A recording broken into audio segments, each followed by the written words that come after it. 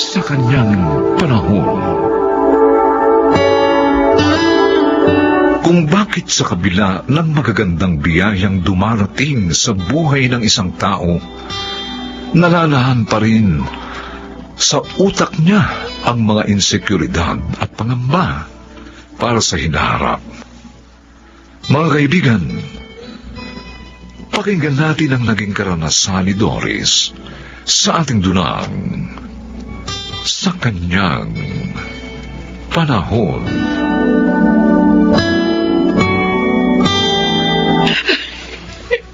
Unawain mo naman ako, Bob. Ngayon sabay napapasok sa kolehiyo si Amelia at Clarence. Seryosong buhay na ang pinag-uusapan natin. Hindi tulad nung maliliit pa sila na kapag binusog natin at pinatulog, kampante na rin tayong magpapahinga. Alam mo, ginagawa ko naman lahat ng kaya ko para makatulong din sa mga pinansyal na pangangailangan natin dito sa bahay. Kailan mo ba aaminin sa sarili mo na hindi sapat ang kinikita mong barya-barya sa pagiging miyembro ng isang banda para suportahan ang pamilyang ito? Barya-barya? Oo! Sakit mo naman magsalita. Dahil kahit kailan hindi tayo mabubuhay ng maayos kung yung hilig mo sa pagtugtog ang aasahan mo, Bob. O anong gusto mong gawin ko? Umalas ako sa banda? Ang gusto ko, maghiwalay na tayo. Anong sabi mo? Kung magkakanya-kanya tayo, mas magaan kung mapapatakbo ang buhay namin mag-ina. May mga plano ako sa buhay na hindi ka nakasama.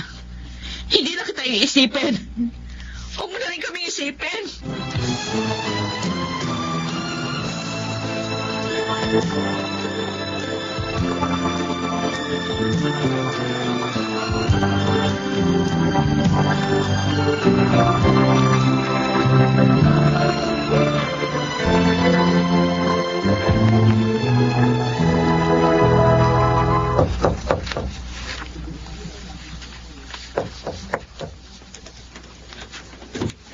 Good morning, Lola Sonia! Hoy, Millie! Ay, ikaw pala. Halika, halika.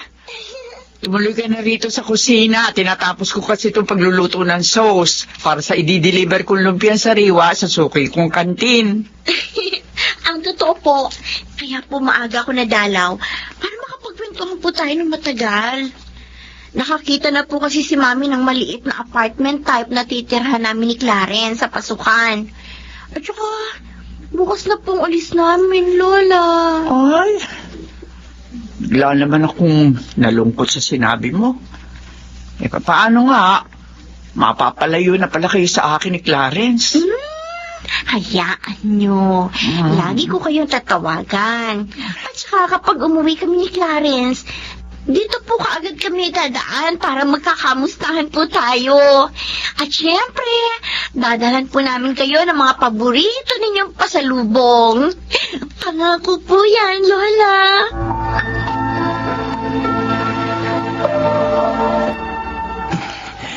Mami naman, mula kanina nag-i-empake ako ng mga damit ko. At hanggang ngayon palis na kami. Panay pa rin ang iyak mo. Dahil alam mo ba kung anong susunod na senaryong pumapasok sa isip ko pagkatapos nito? Yung araw ng libing ko.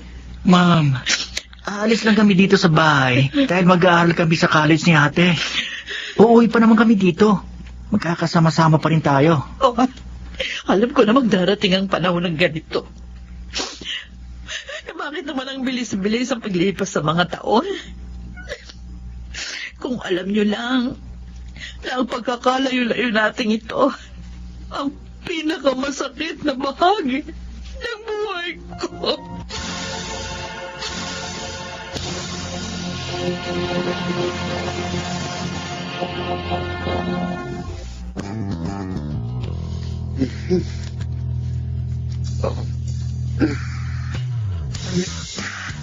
O ngayon, Tol, napatunayan mo na. Napahirap talagang magkaasawa ng isang babaeng maraming teorya sa buhay. Eh, paano nga?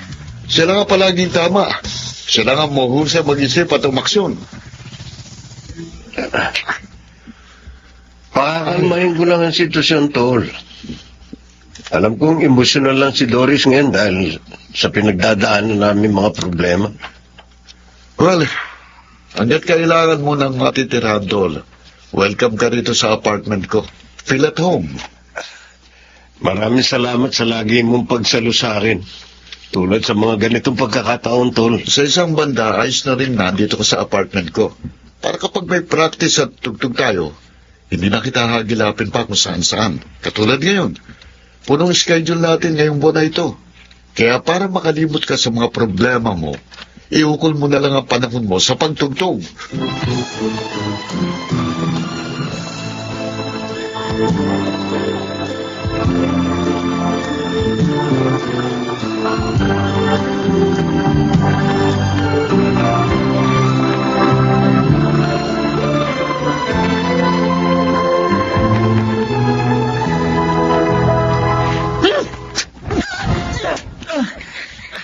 Ma'am, bakit niyo po kami sinampal ni Ate Millie? Tinraidor niyo ako! May ginawa po ba kaming mali, ma'am? Ang buong pag-akala ko, nag-aaral kayong mabuti. Pero nakita kayo ng ilang estudyante ko na kasama ng daddy niyo sa isang club sa Ermita. Hindi ba kabilin-bilinan ko sa inyo, dumistansya kayo sa daddy niyo? Ma'am, nag-aaral naman po talaga kaming mabuti. At kahit kailan, hindi kami nagpabaya sa mga obligasyon namin sa school. Yung pagsama namin kay Daddy sa show ng banda nila, bilang pagsuporta lang po namin sa benefit concert para sa isang charitable program na binuo ng grupo nila. Doon ko nga kayo iniiwas. Sa ganong klase ng buhay ng daddy niyo na walang katiyakan at direksyon. Sa mentalidad niya na hindi nagplano sa buhay at tinatanggap na lang yung mga nangyayari nang wala siyang pakialam. Ma'am, hindi po kayo nagkakamali lang kayo sa pagkakaunawa sa mga kilos ni Daddy. Dahil lahat ng bagay sa bahay na to, sa inyo lahat nang gagaling ang pagdidesisyon.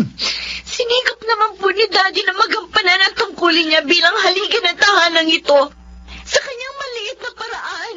Pero kahit kailan, hindi ninyo kinilala ang kanyang mga pagsisikap. Sa halip, lagi niyo siyang hinahamak. Lagi niyo pinamumukha sa kanya na higit sa kakayahan niya, kayo lang ang makakalutas sa mga problema ng pamilyang ito. Yan pa ba ang mga panunumbatain ang magiging konsolasyon ko sa kabila ng pagsisikap ko na mailagay kayo sa maayos na buhay? Ngayon kung nasa daddy niyo ang inyong simpatya, sige, magsama-sama na kayo. Ngayon din, lumayas na kayo sa pader ko!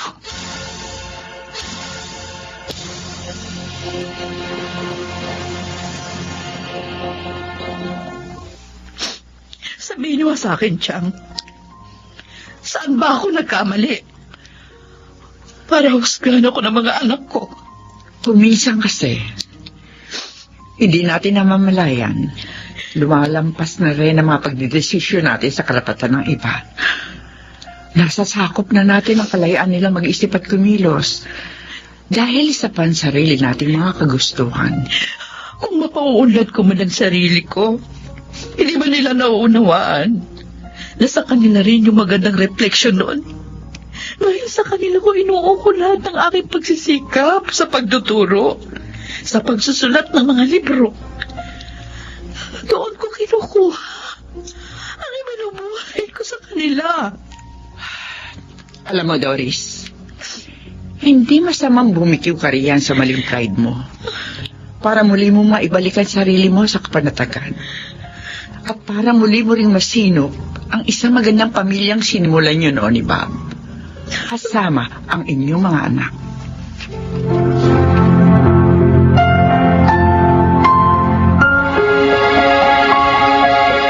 Ate, sa palagay mo, tama ang gagawin natin pag-alis sa poder ni Mami. Pinaalis niya na tayo dito, hindi ba? Alam ko. Pero baka nasabi niya lang yon dahil sa matindi ang kanyang emosyon. Pero deep inside, masasaktan din ang loob niya kapag umalis tayo dito.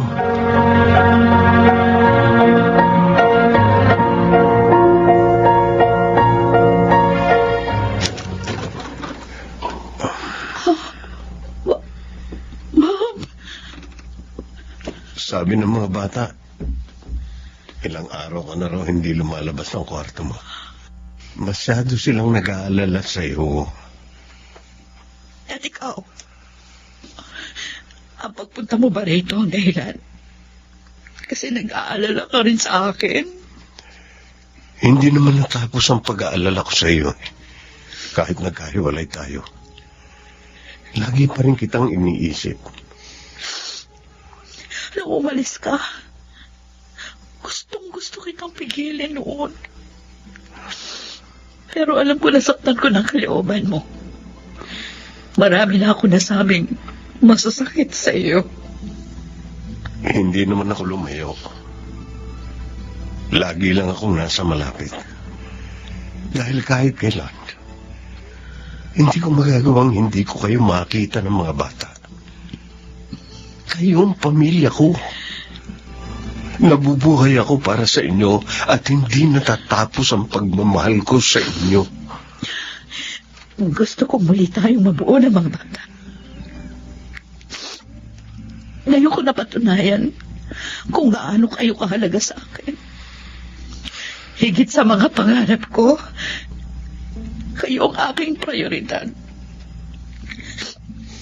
Bob, muli mo pa ba akong matatanggap? Sa palagay mo ba, pupunta pa ako rito kung hindi ka mahalaga sa akin? Doris, nasaktan lang ako sa hiningi mong pakikipag-iwalay. Pero walang nabago sa pagmamahal ko sa iyo. Dahil yun ang sinumpaan ko. Hindi lang sa harap ng altar, kundi maging sa harap ng Diyos. Bob, mahal na mahal din kita. Kung alam mo lang, kung gaano ko kinasasabikan ang makiyakap mong puno ng pagmamahal. Patawad. Patawad.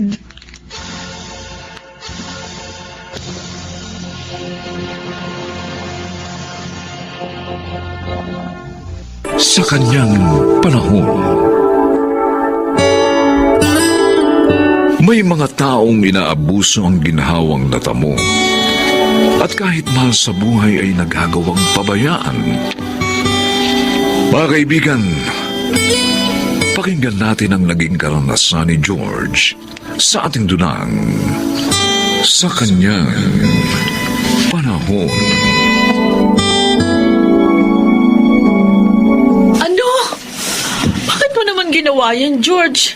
Ni hindi mo man lang sinabi sa akin. Malaki utang ko sa sugalan na dapat kong bayaran, Femi. Kaya binenta ko ang kotse. Saka, bakit ka ba nagagalit? Mahal ako naman yun sa mga namatay kong magulang. Eh, ginagamit ko rin yun sa pagtatrabaho ko. O, di ba commute ka na lang? Ano? Mag-taxi. Wala ka talagang awa sa akin. O kaya mag-ipon ka. Para kahit second hand na kotse, makabili ka. Hindi yung umaasa ka sa minana ko. Sakit mo naman magsalita. Parang hindi mo ako asawa. Bakit ikaw? Di ba ikaw yung dapat bumuhay sa amin ng anak natin? Pero hinaasa mo sa kita ko ang lahat ng pangangailangan natin. Eh, hindi ka man lang gumawa ng paraan para matupad yung mga pangako mo sa akin nung bago tayo ikasal. Sinabi ko na sa'yo, malaking utang ko sa dalawang sugalang pinupuntahan ko. At kailangan bayaran ko yun para hindi ako madisgrasya. Huwag ka na nga umangal!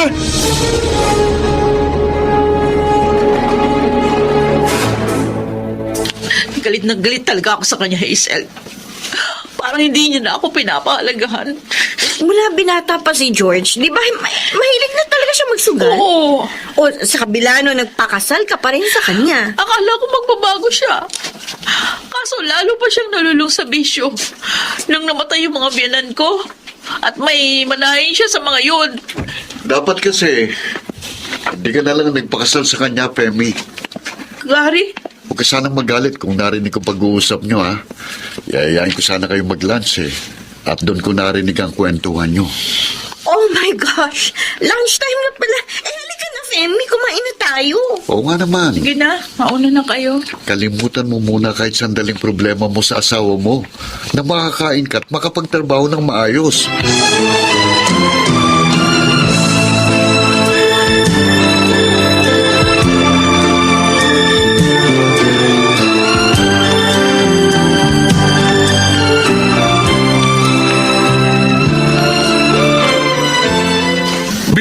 ako sa'yo, George. Pero mo, wala nagawa si Femi nang ibenta mo ang kotse mo. Sabi ko naman sa'yo, Rex, hindi sa obra sa akin eh. Mana ko yata yun. Pero teka, paano yun? Nagtataksi na lang siya, gano'n? Uy, kaya naman niya yun eh. Kahit nga mag-jeep eh. Ikaw talaga, oh. Pre, huwag ka magagalit ha, pero parang hindi mo na mahal ang misis mo ah. Sa totoo lang, Rex, mas masaya ako pag nasa kasino. Ay, naku. Tara na! Nangangati na ako maglaro.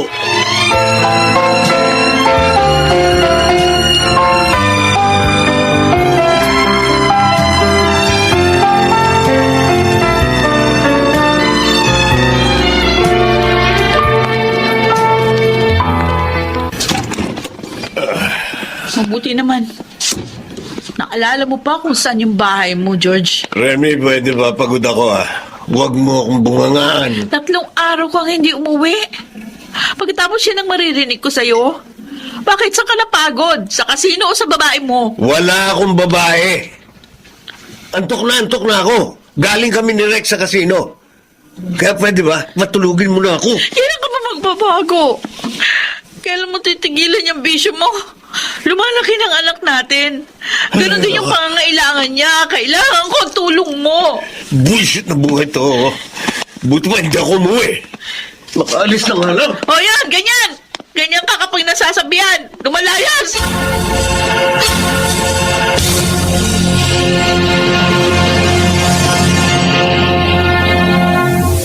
Punong-puno na talaga ako sa kanya, Hazel. Pinagsisisihan ko nga bakit nagpakasal pa ako. Punong-puno ka na. Pero magkasama pa rin kayo. Ayoko lang kasing mawala ng amang anak ko. Pero hindi rin nagiging masaya ang anak ninyo. Dahil sa lagi ninyong pag-aaway. Ay, ano bang gagawin ko? Gusto ko sana magbago siya. Sa kanya dapat mag-umpisa ang kanyang pagbabago. Kaso nga ayaw niya eh. Wala, adik na siya sa sugal eh. Ang magagawa mo na lang ay iayos ang buhay ninyong mag-ina. Alam mo, hiwalayan mo na yan para matahimik ka at makapagtrabaho ka na maayos.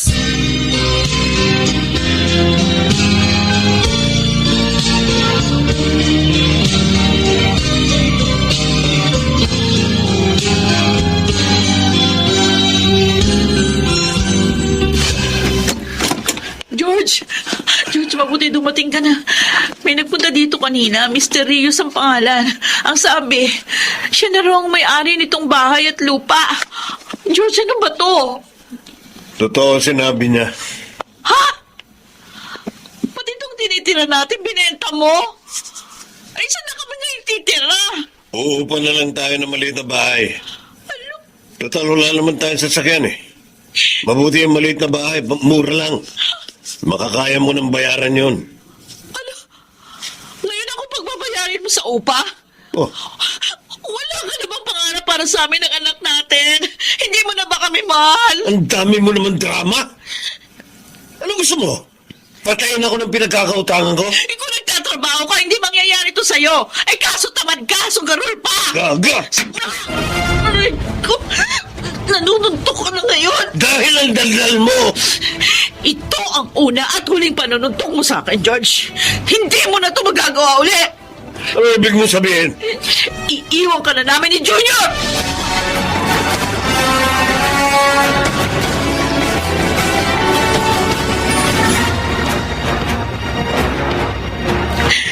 Tita Pilar, iniwan na namin siya. Sobra ng pagtitiis ko. Ayoko na. Sobra. Naunawaan kita, Femi. May magagawa nga lang sana ako para magbagong pamangkin ko. Ginawa ko na.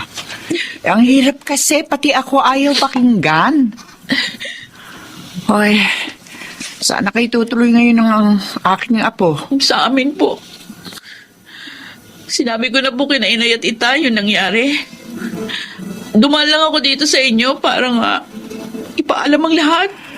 Kung kailangan mo ng tulong, Iha, tawagan mo ako, ha? Lang yun, Rex. May banyo naman dito sa loob ng bahay eh.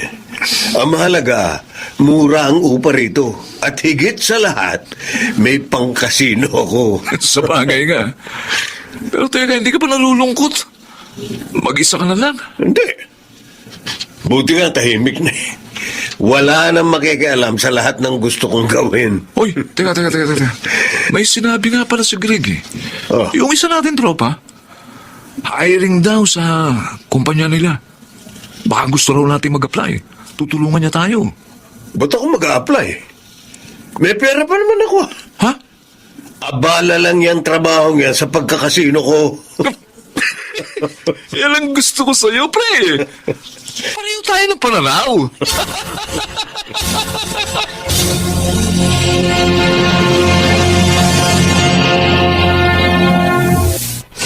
You mean, mag-a-abroad ka kasama ni Gary? Ipapasok niya ako sa company ng tita niya sa Hong Kong.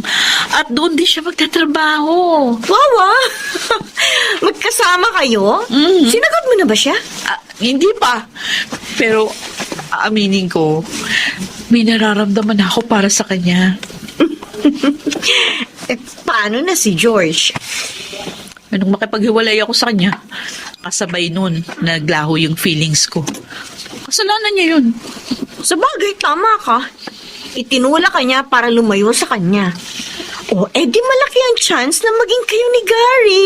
Kung makapaghihintay siya na maghilom ang sugat sa puso ko na nilikha ni George.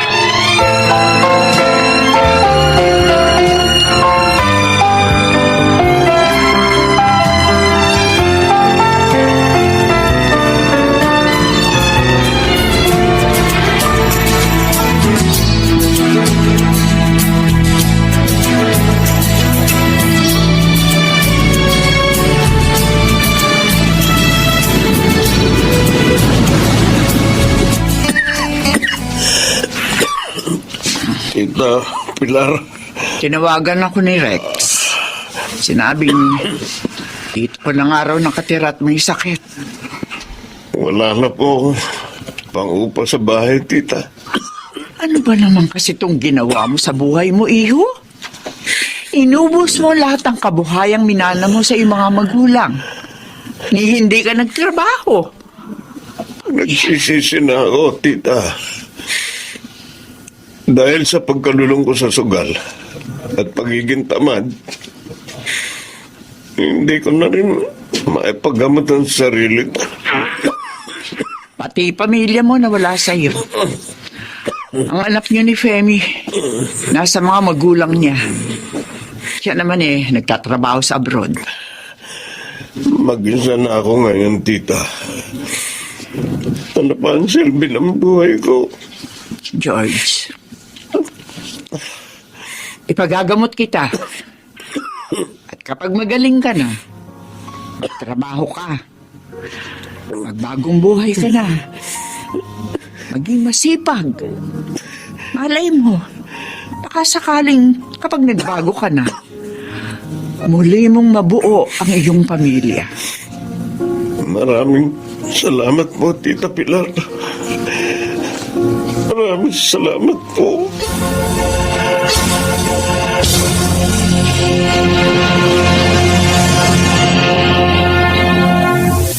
Sa kanyang panahon, maraming kabataan ngayon ang madaling maimpluwensyahan, hindi lang ng kanilang kapaligiran, kundi maging ng kanilang mga kaibigan. Saan kaya sila hantong kung ito'y hindi mababago? Mga kaibigan, narito po't ating pakinggan ang naging karanasan ni Rosel sa ating dulang sa kanyang panahon.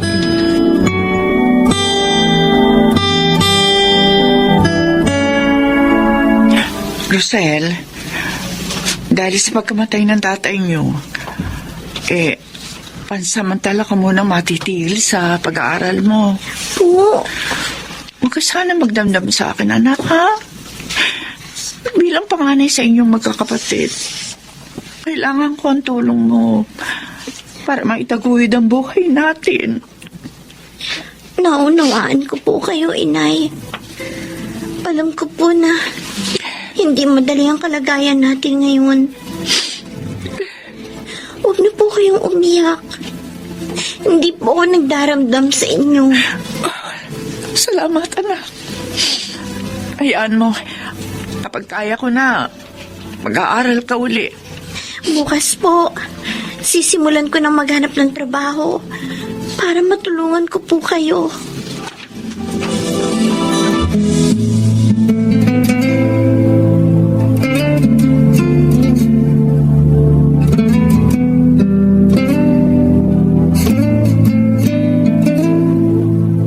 Sabi ko na sa'yo, Rosel, matatanggap ka sa company namin. Talagang need namin ng mga encoder doon. Buti na lang ipinasok mo ko, Trixie. Thanks, ha? Ox lang yon. Magaling ka naman eh. Kaya sure ako na hindi ako mapapahiya. Lagi pa akong may kasabay sa pagpasok. Lagi ka namang may kasabay, di ba? Yung boyfriend mo, si Warren. Kahit na. Iba pa rin yung nandyan ka. Para kahit wala siya, hindi ako mag-iisa. Sige. Salamat uli, ha? Ngayon, may trabaho na ako. Matutulungan ko na si Inay sa mga gastusin namin sa bahay.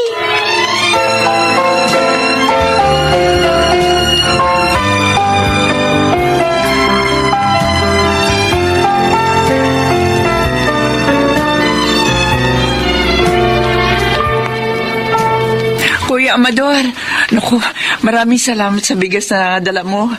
Malaking tulong to sa amin. Maliit na bagay lang yan, Melda.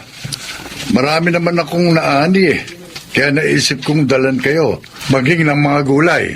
Total, pupunta din naman ako ng Maynila. Nasan nga pala yung panganay mo? May trabaho na si Rosel, kuya. Mag-iisang buwan na.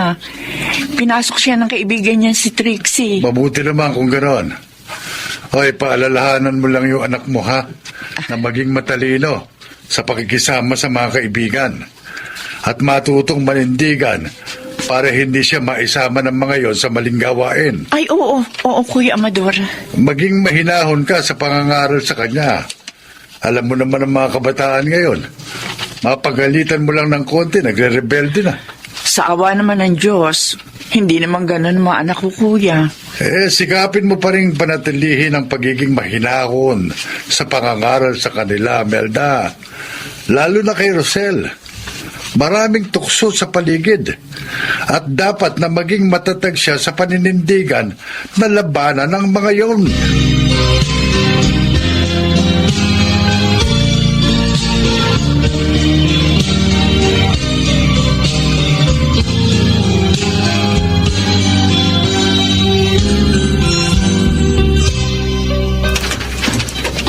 Oh, Rosel. Anak, Nay, bakit ngayon ka lang dumating? Gabi na. pasensya na po. Ay, hindi ba hanggang 6 ka lang ngayon? Opo, kaya lang hinintay ko po kasi si Trixie. 9 p.m. pong labas niya, kaya ngayon 10 lang po ako nakauwi. Nung minsan, ganito rin ang nangyari. 3 oras mong hinintay sa pag-uwi yung kaibigan mo. Nagpapahintay po kasi siya na eh. Pero anak, hindi dapat ganun eh. Dapat pagtapos na ang trabaho mo, umuwi ka na. Para maaga ka makapagpahinga. Matutulungan mo rin ako dito sa bahay natin. Yung gusto ko nga po umuwi na eh, dahil pagod na rin po ako. Nahihiya lang po akong tumanggi kay Trixie. Abay, huwag kang mahiya, anak. Hindi naman masama ang sasabihin mo. Ang gawin mo, ipaliwanag mo sa kanya na mahinahon ang dahilan mo. Siguro naman, mauunawaan ka niya.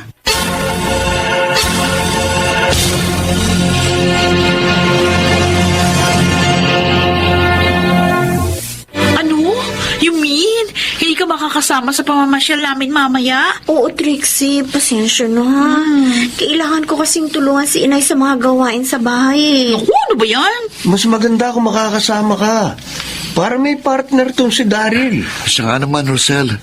Masyado akong maiinggit kina Warren at Trixie kapag wala akong partner. Naku, sorry talaga. Iba na lang ang isama ninyo. Hindi talaga ako pwede. Kailangan kong tulungan si Inay.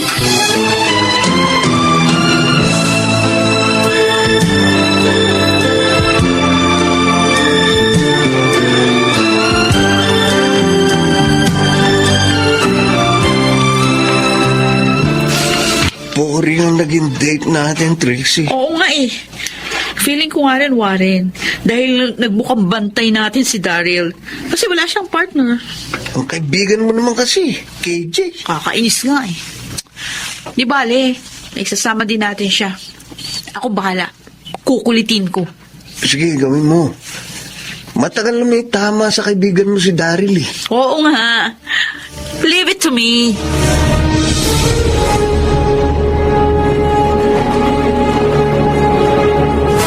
Rosel, sige na. Kahit ngayon lang, sumama ka.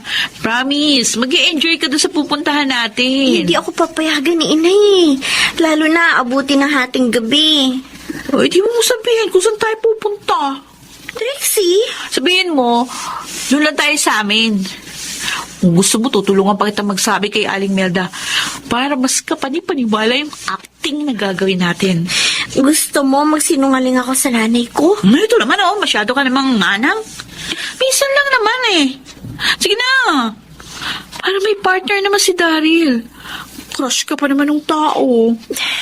At matagal nang gusto kang makausap noon. Pasensya na talaga, Trixie. Pero hindi ko magagawa ang gusto mo. Ano? Iba na lang ang yayain nyo. Kakainis ka naman. Wala akong pakisama. Para kang hindi kaibigan. Bahala ka na nga.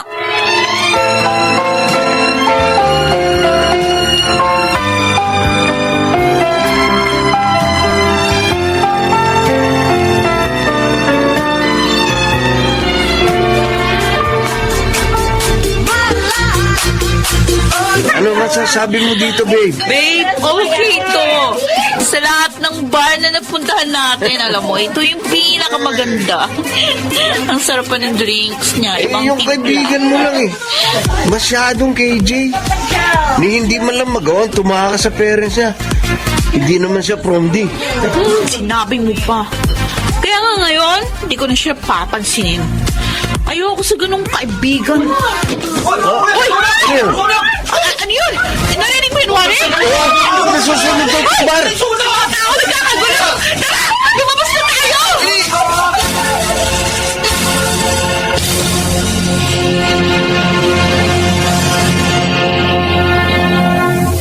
Rosel, handa na almusal mo. Halika na, kumain ka na. Opo, nariyan na po, Nay. Oh, heto. Daing na bangos at sinangag. Sarap, no? Sarap po. Pumasok na po ba mga kapatid ko, Nay? Ay, oo, anak. Oy, siya nga pala. Kanina, may narinig kong balita sa radyo. Isang bar na nasunog daw kagabi. Ho? Oo, bar na nasunog. At marami daw ang nasugatan. Dahil nagkaroon ng stampede. Naalala ko tuloy yung kaibigan mo si Trixie. Ay. Hindi ba niyayaya ka niya sumama sa kanila sa bar kagabi? Oo nga po, Inay ah. Nagalit pa nga siya dahil hindi ko siya pinagbigyan. Oh, may nag-text sa'yo. Sandali lang po, titignan ko. Ay! Nay! Oh, Ang bunsong kapatid po ni Trixie nag-text. oh, bakit daw? Nasa ospital daw po ang kaibigan ko.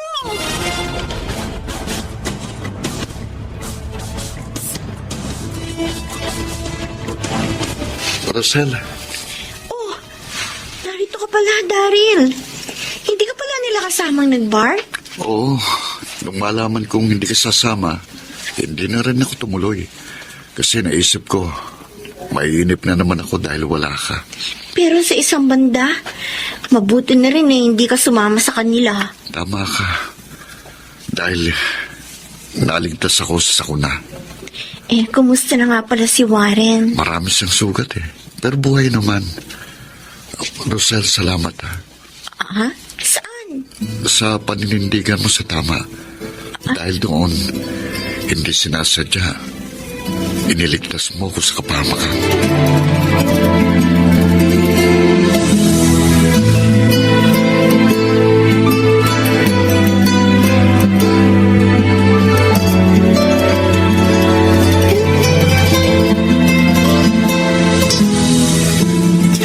Sir, Nalaman kong nangyari.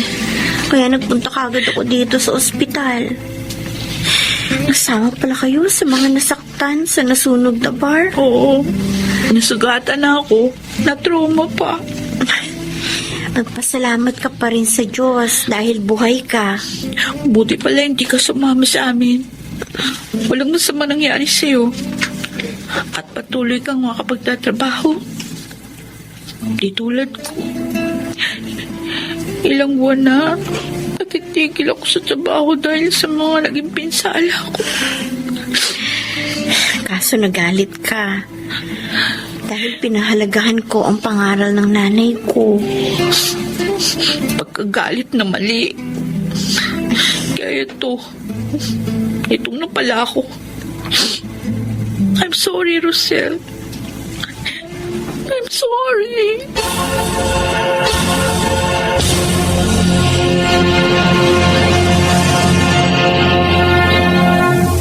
Sa kanyang panahon, maraming magagandang dulot ang social media. Ngunit mayroon din namang hindi magagandang bunga, lalo na kung hindi magiging maingat ang tao sa paggamit nito. Mga kaibigan, narito po ang naging karanasan ni Berong sa ating dunang sa kanyang panahon.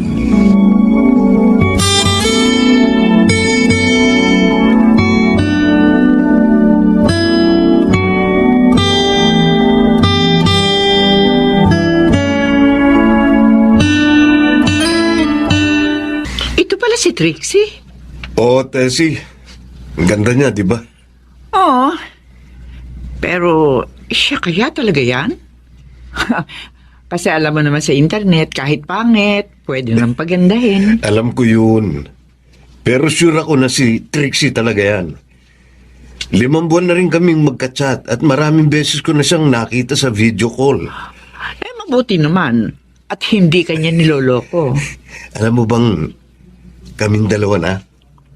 First monthsary nga namin eh. Ano? Parang ang bilis. Okay yun. Para pag-uwi ko ng bansa natin, kasala na, di ba? Ay, kaya nga pala kita pinuntahan kasi kukuha ako ng alahas sa'yo. Oh? Iririgalo ko sa mahal ko.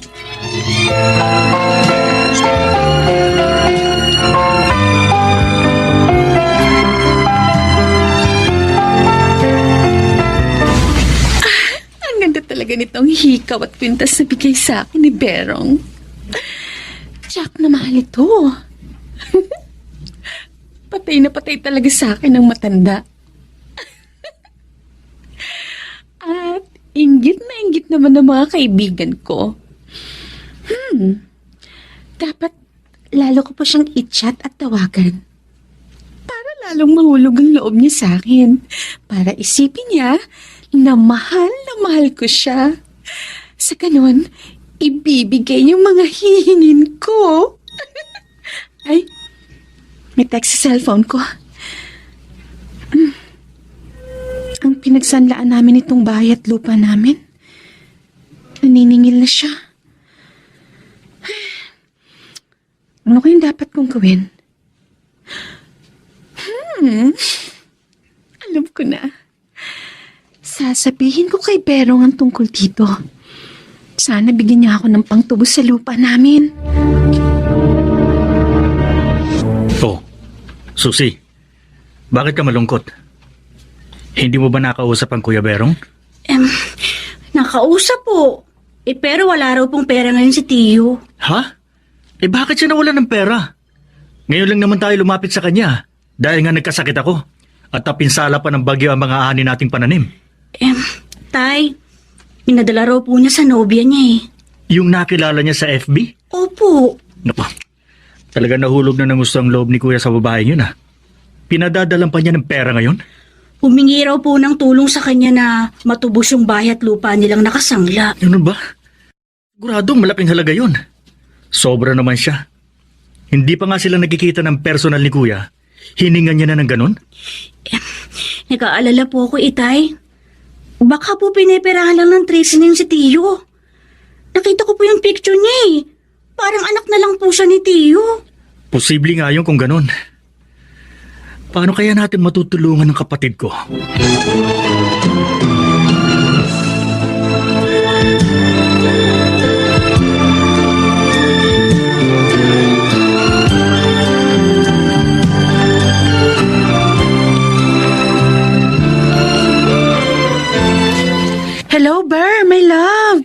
Mabuti naman tumawag ka. Miss na kasi kita eh. Kaya pagkatapos ko sa trabaho, tinawagan na kita. Pasensya na kung naistorbo kong tulog mo. Ay, hindi. Ano bang istorbo? Hindi ka naman nakaka-istorbo sa akin eh. Ang totoo, hindi nga ako makatulog eh. Ay, naaalala kita. Oo. Alam mo, kung pwede lang umuwi ako ngayon dyan, uuwi na ako. Para mapakasalan na kita. Nang hindi na tayo magkahiwalay. Talaga? Pakakasalan mo talaga ako ha? Oo, mahal ko. Dahil ikaw ang gusto kong makasama habang buhay. Bakit? Ayaw mo ba? Hindi ka pa ba sigurado sa damdamin mo sa akin? Ay, sure na. Kaya lang, gusto ko sana bago ako mag-asawa, maipagawa ko muna itong bahay namin. At mapatayuan ko ng maliit na business ang parents ko para naman maiwan ko sa kanila. Lalo kitang minahal dahil sa sinabi mo. Hindi ka lang pala basta maganda. Mabuting anak pa. Kaso lang, hindi ko pa magawa yun. Wala pa akong ipon eh. Maliit lang kasi ng sweldo ko, kaya hindi ako makapagtabi. May naisip ka na bang negosyo para sa kanila? Meron na. Pero lang talaga ang kulang. Hindi problema yan. Padadalhan kita. Totoo, Bear, my love. Oo, sabi. Para maipagawa mo ng bahay nyo at maipatayo mo na ang business para sa parents mo. Thank you. Thank you, my love.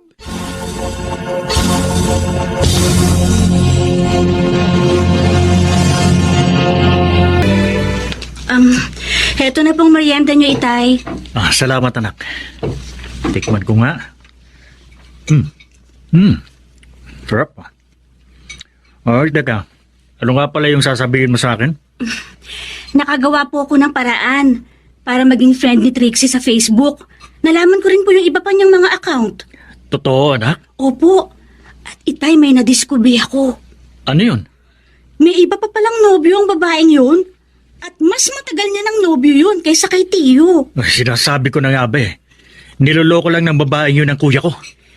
Nakita ko po kasi ang mga picture nila ng lalaki. Anak, sabihin mo sa tiyo mo ang lahat ng mga nalaman mo. Pero Itay, baka hindi po maniwala sa akin si Tiyo Berong. Baka magalit siya. Kung kayo na lang po kayang magsabi. Mag-usap na tayo, Trixie. Bakit parang galit ka, Norman? Dahil nakakagalit ang natuklasan ko. Meron ka pa palang ibang FB account at nakita ko roon na may iba ka pa palang nobyo. Isang OFW. Bakit mo ako niloko, Trixie? Huwag ka nang magalit.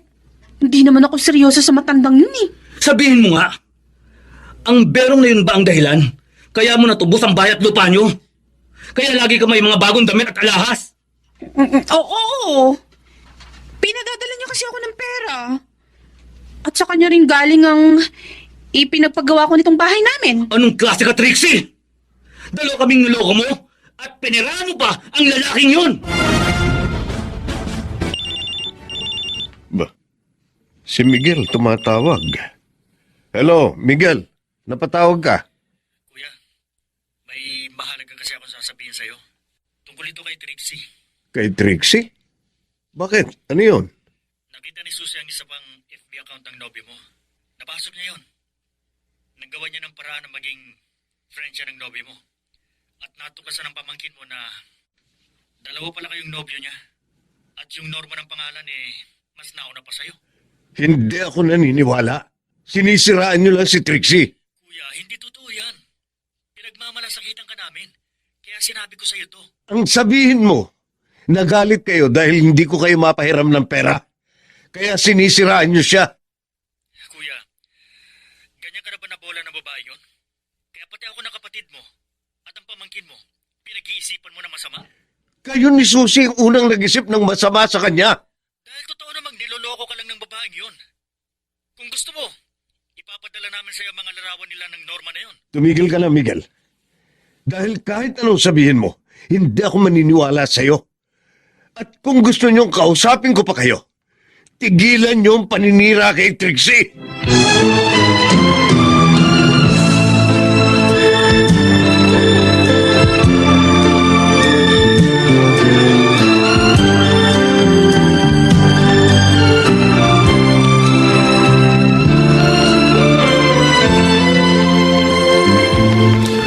Magandang araw po, Mang Berong. Hindi kita kilala, pero dahil sabi mo, nakilala mo ako dahil kay Trixie. Kaya pumayag akong kausapin ka. Sino ka ba? Ako po si Norman. Norman? Opo. Nobyo rin ni Trixie. Hindi. Yun po ang totoo. Dahil tayong dalawa, sabay na niloko ng babaeng yun.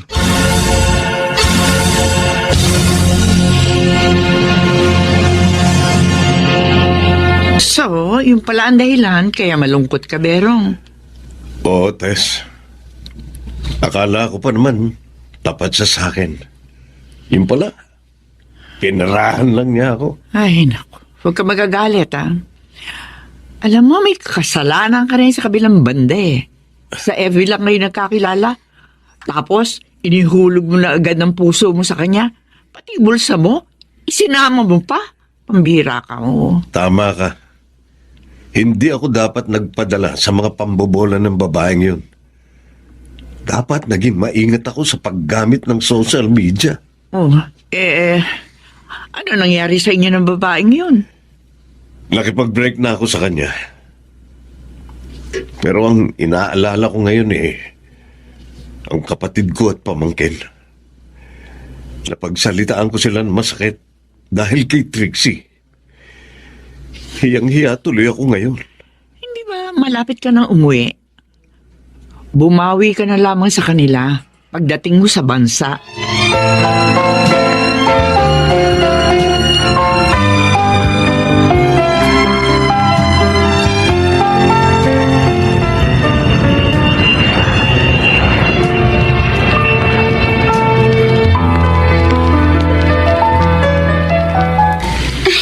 Ang dami niyo pong dala, Tio Berong. Para sa inyong lahat yan, Susie. Ibig bang sabihin niyan, kuya, hindi ka nagalit sa amin? Oo, Miguel. Dahil napatunayan kong tama kayo. Tumawag sa akin ang nobyo ni Trixie. Oh? Tumawag yung Norman sa inyo? Oo. Sinabi niyang wala siyang alam sa ginagawang kalokohan ng babaeng yun. Ang sama talaga ng babaeng yun. Miguel, Susie, patawarin niyo sana ako sa mga masasakit na salitang sinabi ko sa inyo. Huwag mo nang alalahanin yung kuya. Pero sana lang, maging aral na sa'yo ang nangyari.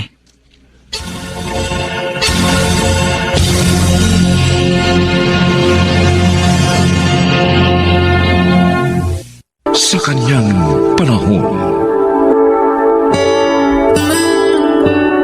mahalaga ang kasipagan. Ito'y daan sa kaunlaran. Kaya naman dapat ugaliin din naman. Mga kaibigan, narito po't ating pakinggan ang naging karanasan ni Tisoy sa ating dulang. Sa kanyang panahon.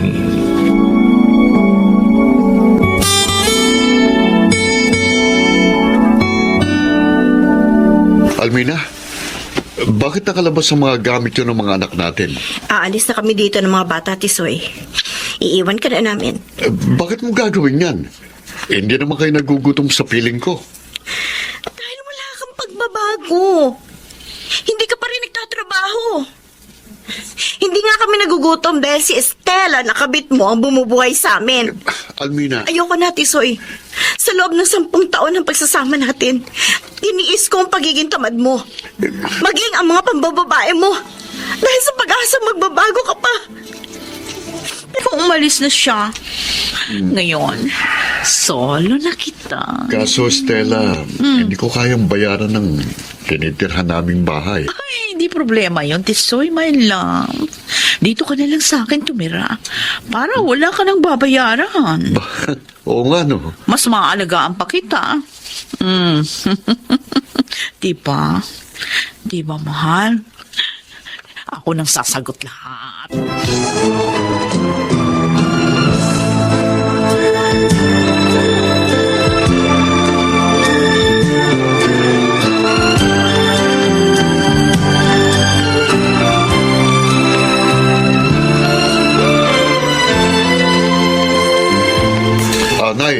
Ito pong regalo ko sa inyo ngayong birthday nyo.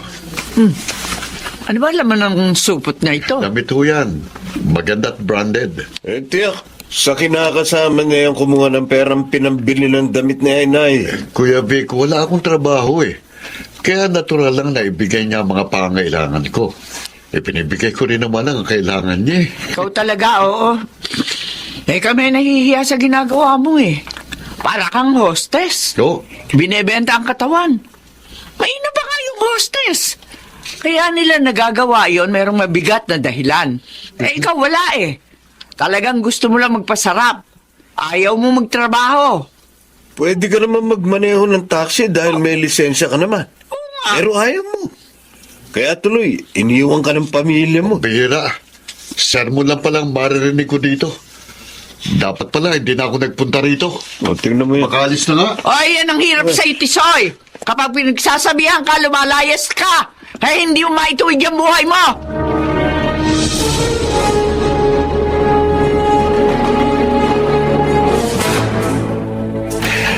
Iyan ang dahilan kaya gusto kong magpakalunod sa alak, paring Tisoy. Dahil nilayasan ako ng asawa ko. Pareho lang pala tayo nung naging problema, Arman. Oy, pinag-iba lang natin. Ikaw, may babae ka. Ay, ako wala. Pero wala rin trabaho. Hindi makatagal ang misis ko, kaya ayun, bumalik sa magulang niya. Bakit ba ang hirap umintindi ng mga babae, no? Pare? Okay. Problema ko ngayon, wala akong matitirhan. Pre, hindi problema yon. Doon ka na lang sa amin ni Stella. Dalaga? Oo. Ay, baka hindi pumayag yung kabretsi mo. Payag yun, basta't sinabi ko. Patay na patay yata sa akin kagwapuhan niyo. Oh. Kaya hindi siya makakatutol sa gusto ko.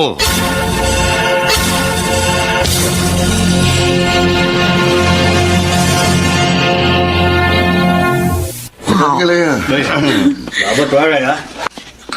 Ang gwapo ng kaibigan niya.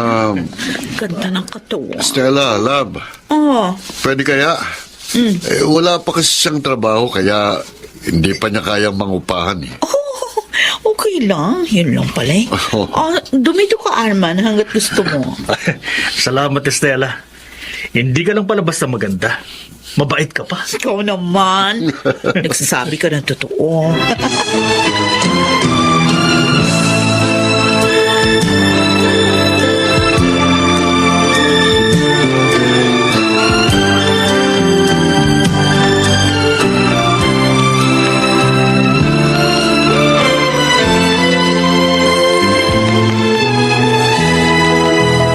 Naman, ang sipag mo pala, Arman, ha? Lagi mong dinidiligan ang mga pananim ko. Kaya ngayon, ayan no, namumunga na ang mga gulay. Para naman may maitulong ako sa'yo kahit papano. Nahihiya ako sa'yo eh. Believe talaga ako sa'yo. Gwapo ka na. Oh? Masipag pa. Kitulad ni Tisoy, tamad. Wala man lang maitulong dito. Samantalang ikaw, mahusay kang magdilig. Salamat, Stella. Nagugustuhan mo mga ginagawa. Oo naman. Lalo ka na. Gustong gusto kita. Talaga? Ano gusto mo? Diligan din kita.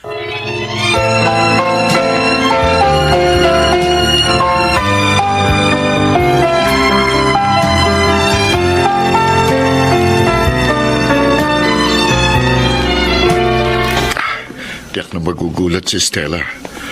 Kasi bukod sa maaga akong uuwi, may pasalubong pa ako sa kanya. Lalambingin ko siya ng gusto para bilhin niya yung nakita kong motor. Si Stella, may kasamang lalaki dito sa kwarto namin. Sabi mo wala kang kilid eh, ha? Teka, Ewan ko ba? si Arman. Nahawakan mo ako. Ang dami na. Siya ang kasama ni Stella sa kwarto. Ang mga walang iya. Mga walang iya kayo! Tisoy! Tisoy, Walang yaka, Arman. Ito pa igaganti mo sa akin. Matapos kitang tulungan.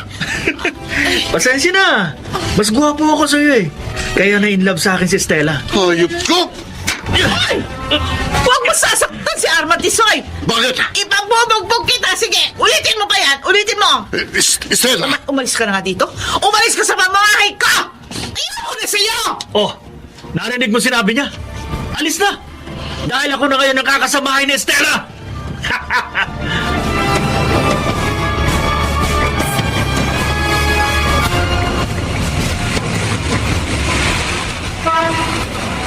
Napakawalang niya mo, Arman. Tinulungan pa man din kita. Isa ka palang ahas. At si Stella man, dahil sa kanya, hindi ko sinundan ng pamilya ko nang umalis. Yung pala, gagawin lang niya akong basahan na itatapon kapag ayaw na niya. Mga walang iya sila. At may sakit.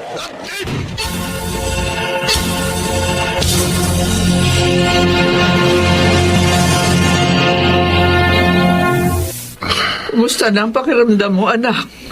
Masakit pa po ang katawan ko, Nay. Salamat na lang, hindi ka tinakbuhan ng mga nakasagasa sa'yo. Dinala ka niya agad dito. Ano bang nangyari? Bakit ka nabundol? Nahuli ko po si Stella. At si Arman, nag-aali ka sa bahay. Ano? Ang kaibigan mo? Yung pinatira mo sa bahay niyo ni Stella? Opo. Wala akong malay na silang dalawa na pala. Inahas ako ni Arman. At si Stella naman dahil mas gwapo sa akin si Arman, naakit ka agad. Nagalit ako. Pero yun, pinalayas nila ako. Para akong basahan na itinapon. At naglakad kang wala sa sarili, kaya ka nabundol. Ganun ba? Oo, Kuya Vic. Sana magagalit, anak, ha? Pero yung mga naganap na ito sa iyo, bunga ng mga kamalian mo.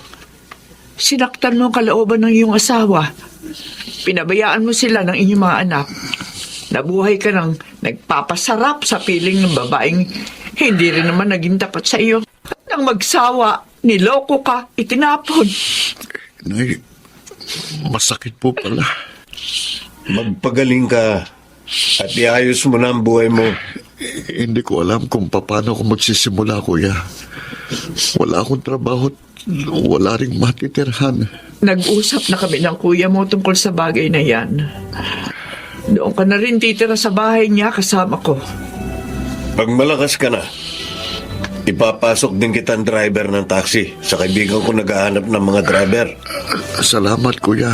Nay, pangako, magbabago na ako. Magsisipag na. At kalilimutan ko ng katamaran.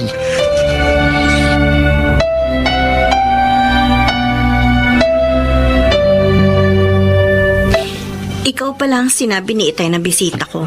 Almina, kumusta na kayo ng mga anak natin? Maayos naman kami.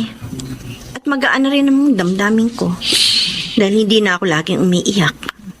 Patawad sa lahat-lahat. Ang laki ng pagkakasala ko sa iyo. Pero gusto kong malaman mo na nagbago na ako. Ilang buwan na rin kaming hiwalay ni Stella. At may trabaho na rin ako. Mabuti naman. Almina, pwede kayang magsimula tayong muli. Tisoy, ang pagbabago ay hindi nakikita sa isang kisap mata. Kinakailangan ng sapat na panahon upang mapatunayan yon. Almina, Aalis ako. Magtatrabaho sa ibang bansa ng 2 taon para sa ating mga anak. Almina. Sana ituloy mo ang pagbabago mo. Para pagbalik ko, mabuo muli ang ating pamilya.